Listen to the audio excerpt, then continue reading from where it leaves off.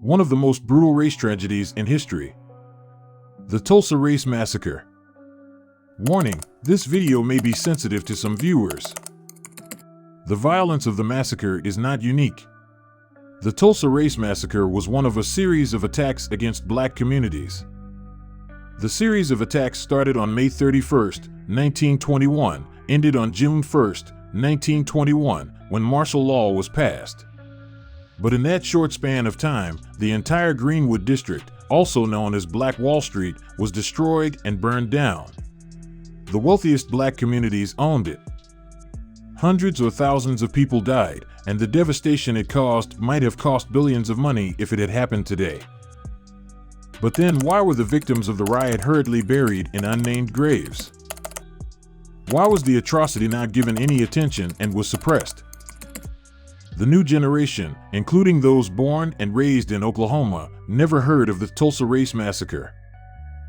Around 800 people were admitted to the hospital, and around 300 people had died, but the state vital statistics falsely manipulated and recorded it as 36 dead. 80 years later, a state commission gave the estimate of deaths ranging from 100 to 300. Reason for massacre. On May 30, 1921, a black shoeshine man, Dick Rowland, was jailed for assaulting a white woman, Sarah Page, an elevator operator in a nearby building. After Rowland's arrest, some rumors spread out saying that he was going to be killed. After hearing the rumors, hundreds of white men gathered around the jail, and a group of 75 black men, out of which few were armed, arrived at the hotspot to make sure no lynching took place. The police assured the black men group that they had the situation under their control and urged them to leave.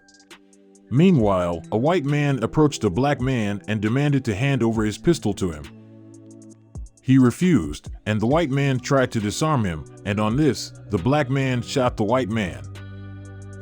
And then, all hell broke loose. At the end of the gunfire, 12 people, 10 white and 2 black, died. The next morning, heavily armed white men looted and burned down the entire Black Wall Street.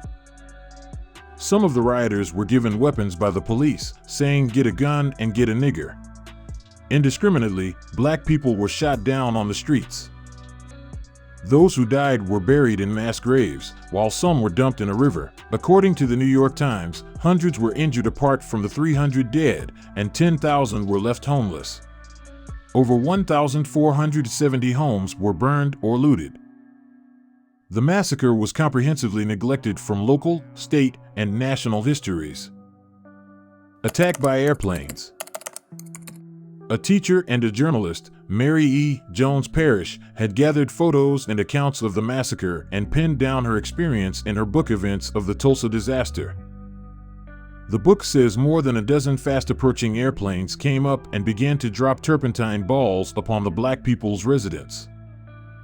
According to the 2001 Commission report, African newspapers were full of stories of turpentine or nitroglycerin bombs being dropped and men shooting from planes. In those 2 days, Greenwood District had witnessed both destruction from land and air. Around 15 planes were humming over Greenwood, raining bullets and bombs. Yet, it remained a mystery about who owned those planes and why they were used in the Tulsa attack. I may not be wrong in concluding that Tulsa Massacre indeed was one of the cruelest attacks in American history. Why was the massacre covered up? The riot which had shaken Tulsa was not included in history books or newspapers for a long time. Both the white and black communities never opened up about the massacre.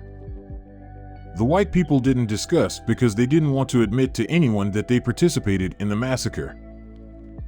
The black people didn't want to pass their pain and suffering to their children. A horrifying and sad story. Thank you for watching. Subscribe.